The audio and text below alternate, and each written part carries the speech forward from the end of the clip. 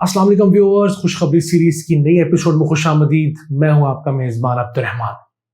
आज मुझ समेत आप देखने वालों की एक बड़ी तादाद के लिए खुशी का दिन है कि पाकिस्तान का जो खसारा मुसलसल बढ़ता जा रहा था उसको ना सिर्फ ब्रेक लगी है बल्कि उसमें कमी भी वाक़ हुई है। अगर सितंबर के महीने की बात की जाए जो गुज़िश्ता माह था तो उसके अंदर 24% कमी वाक़ हुई है। उसी के साथ साथ दूसरी अच्छी खबर यह है कि पाकिस्तान की एक्सपोर्ट्स सर्विसेज के मैदान में जो एक्सपेक्टेशन थी उससे ज़्यादा बढ़ी हैं और 3 माह के दौरान जो पहला क्वार्टर होता है पाकिस्तान की कुल एक्सपोर्ट्स गुड्स और सर्विसेज की वो 8 अरब 81 करोड़ डॉलर्स हो गई हैं। इतनी एक्सपोर्ट पाकिस्तान ने कभी एक क्वार्टर के अंदर नहीं की। इसके अलावा आखिर में डिस्कस करेंगे पाकिस्तान की जो टेक्नोलॉजी के एक्सपोर्ट्स हैं, हमारा जो सॉफ्टवेयर एक्सपोर्ट होता है, हमारे आईटी सर्विसेज हैं, हमारे कॉल सेंटर्स हैं, उसके अंदर गुज़िश्ता माह 36% के हिसाब से इजाफा हुआ है और वो 3 माह के दौरान मजमूई तौर पर 635 मिलियन डॉलर्स हो गई हैं। पिछले साल से तकरीबन 190 मिलियन डॉलर का इजाफा है और ये पाकिस्तान की बहुत अच्छी प्रोडक्शन जा रही है सर्विसेज की टेक्नोलॉजी की एक्सपोर्ट्स 3 अरब डॉलर्स करने की जानिब।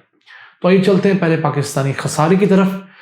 पाकिस्तान में डॉलर इस वजह से भी कमज़ोर हो रहा था कि जब आपका खसारा बढ़ता है तो आपके इंपोर्टर्स और एक्सपोर्टर्स दोनों मार्केट से जाकर बड़ी तादाद में डॉलर ख़रीद लेते हैं ताकि उन्हें ज़्यादा फ़ायदा हो, नुकसान कम हो।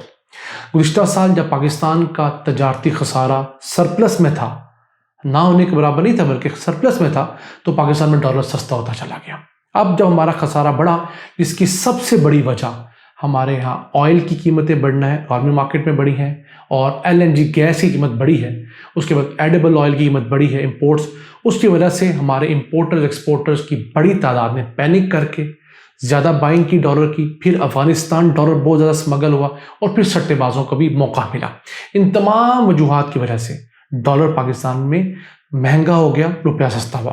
तो सितंबर के महीने में हम आपको बता चुके हैं हुकूमत ने कई इकदाम लिए, जो गाड़ियां हैं उनकी फाइनेंसिंग टाइट की, उसके अलावा जो इंपोर्ट्स हैं लग्जरी इंपोर्ट्स उनके ऊपर कदगन लगाई। तो अगस्त के महीने में पाकिस्तान का जो करंट अकाउंट डेफिसिट था वो 1 अरब 40 करोड़ डॉलर्स था, वो पिछले महीने 300 मिलियन डॉलर्स कम होकर 1 अरब 10 करोड़ डॉलर्स रह गया है। पाकिस्तान के लिए 300 मिलियन डॉलर्स की कमी भी एक बहुत बड़ी कमी, क्योंकि अगर बकिया 10 महीने पे मल्टीप्लाई किया जाए तो ये 3 अरब डॉलर्स बनते हैं साल के। तो पाकिस्तान ने आहिस्ता आहिस्ता अपने आप को टाइटन करना शुरू किया है, फजूल लग्जरी आइटम्स की जो बेदरीग इंपोर्ट थी उसको बंद किया है। हाँ, हमें मार रहा है तो सबसे पहले जो महंगा तेल आलमी मंडी में है वो मार रहा है, फिर महंगी इंपोर्ट्स हैं, फिर अफगानिस्तान स्मगलिंग है, उसके ऊपर छापे तो चल रहे हैं, लेकिन अभी फिलहाल उसके ऊपर ये महीना पूरा लगेगा कंट्रोल हासिल करने में। तो इसी के साथ आपको बताते चलें कि पाकिस्तान की जो सर्विसेज की एक्सपोर्ट है, एक तो होती है अशिया की सर्विस एक्सपोर्ट, उनका भी डाटा कंपाइल होकर आ गया है।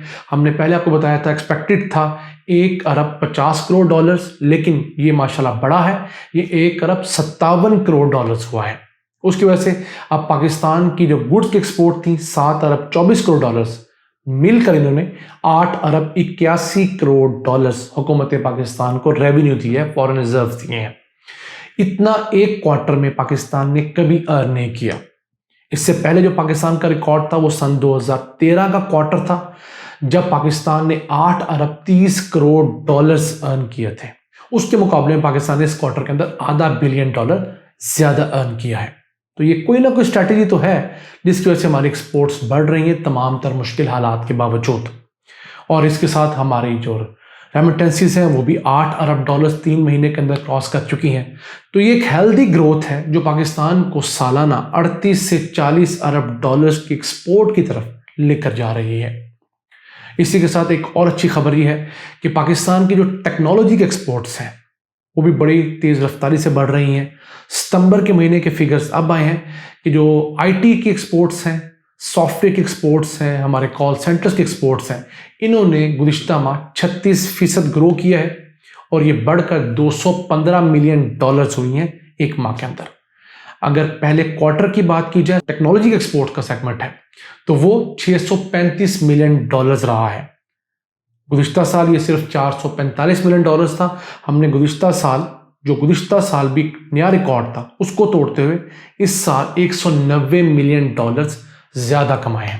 اور اس سال انشاءاللہ پاکستان کا ٹارگٹ یہ ہے کہ ٹیکنالوجی کے ایکسپورٹ سے پاکستان نے کم از کم $3 ارب کمانے ہیں۔ اور میں گاہے بگاہے اپنے ناظرین کو بتاتا رہتا ہوں کہ ٹیکنالوجی ایک ایسا میدان ہے جس کے اندر پاکستان چاہے تو $100 ارب سالانہ کما سکتا ہے۔ ٹیکنالوجی میں اتنا پوٹینشل ہے اور پاکستان میں بھی اتنی صلاحیت ہے، صرف ہمیں اپنے مسائل کو کم کر کے اپنی کیپبلٹیز کو انہانس کرنا ہے، تبھی ہم جا کے دنیا میں ترقی کر سکیں گے۔ اگر بات کریں ہم سروسز کی، جس کے اندر 40% حصہ ہماری ٹیکنالوجی ایکسپورٹس کا ہے، تو سروسز نے پچھلے سال $1 ارب 27 کروڑ کمائے تھے پہلے کوارٹر میں۔ اس سال $1 ارب 57 کروڑ ہم نے کمائے ہیں، یعنی $29.5 کروڑ ہم نے اس سال پچھلے سال سے زیادہ کمائے ہیں۔ تو یہ پاکستان میں اچھی ڈیولپمنٹس بھی ہو رہی ہیں مہنگائی کے ہوتے ہوئے۔ بتانے کا مقصد، آپ کو کچھ چیزیں دہرانے کا مقصد یہ ہوتا ہے، ہمارے بہت سارے ناظرین ہماری ہر ویڈیو نہیں دیکھ پاتے، کچھ جان بوجھ کے بھی اور کچھ مصروفیت کی وجہ سے۔ تو ہوتا یہ ہے کہ وہ جب ویڈیوز مکس کرتے ہیں تو ان کو کانٹیکسٹ پتہ نہیں ہوتا، تو جب کبھی وہ ویڈیو دیکھ بھی لیتے ہیں ہماری نہیں، تو فوراً بہت سارے لوگ روایتی سوال کر دیتے ہیں جی کہ ڈالر کنٹرول کیوں نہیں ہو رہا۔ تو اب حکومت نے یہ جو بہت سارے اقدامات کیے ہیں، اس کے بعد امید ہے کہ نومبر کے مہینے کے اندر نیکسٹ ماہ انشاءاللہ تعالیٰ پاکستانی روپیہ اور ڈالر کسی حد تک مستحکم ہوگا۔ اس کے اندر ایک تو IMF کے ساتھ جو ہماری ٹاکس ہیں وہ کنکلوڈ ہونے جا رہی ہیں، جس کی وجہ سے مارکیٹس کے اندر ایک سٹیبلٹی آئے گی اور اس کو ایسے $1 ارب پاکستان کو ریزروز بھی ملیں گے۔ پھر افغانستان کے ساتھ جو پاکستان نے معاملہ ٹائٹننگ کا شروع کیا ہوا ہے اور جو ڈالر سمگلنگ کو روکنے کا معاملہ شروع کیا، اس کے بھی آہستہ آہستہ رزلٹس آئیں گے۔ اور پھر ہمارے جو لوگ یہاں سے منی لانڈرنگ میں ملوث تھے، جو ہماری منی ایکسچینج والے تھے جو انلیگلی کام کر رہے تھے، ان کو بھی حکومت شکنجہ کس رہی ہے۔ 83 سے زیادہ لوگ اب تک گرفتار ہو چکے ہیں۔ تو ان تمام چیزوں کے ساتھ جب یہ تجارتی خسارہ کم ہو کر ملے گا تو پھر جو ہمارا ایکسپورٹر بائنگ کرتا ہے، امپورٹر بائنگ کرتا ہے، یا لوگ بائنگ کرتے ہیں ڈالر کی، وہ ایک بھیڑ چال کم ہوگی تو روپیہ مستحکم ہوگا، اکانومی ٹھیک ہوگی۔ ہم اللہ سے دعا گو ہیں کہ یہ جو کروڈ آئل کی قیمت، پیٹرول ڈیزل قیمت، گیس کی عالمی مارکیٹ میں بہت زیادہ بڑھی ہوئی ہے، اور یہ تمام عرب ممالک کی منوپلی کی وجہ سے، اوپیک کی وجہ سے، ان کی وجہ سے بڑھی ہے، اس کو اللہ تعالیٰ کس طریقے سے توڑے اور یہ پرائسز دوبارہ نارمل رینج میں آئیں، جو اس وقت $85 فی بیرل سے اوپر ہیں، وہ دوبارہ کو 55-60 کے ارد گرد آئیں، تاکہ پوری دنیا کے لوگوں کو ایک سکھ کا سانس ملے۔ پاکستان میں بھی جو پیٹرول ہے وہ دوبارہ $100 سے سستا ہو، ہماری اکانومی جو گرو کر رہی ہے وہ عوام کو بھی فیل ہو۔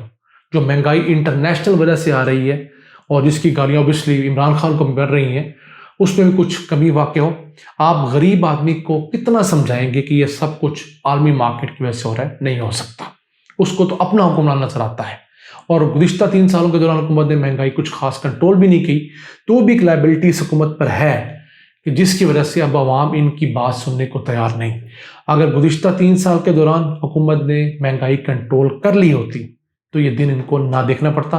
اگر آج مہنگائی ہوتی بھی تو یہ کہنے والے ہوتے جناب ہم نے پچھلے 3 سال کنٹرول کیا، اب عالمی مارکیٹ میں زیادہ ہے تو اب ہم کچھ نہیں کر سکتے۔ لیکن پچھلے 3 سال بھی مہنگائی رہی، اب اس کے اندر ڈبل اضافہ ہوا ہے، تو اب ان کی کوئی بات سننے کو تیار نہیں۔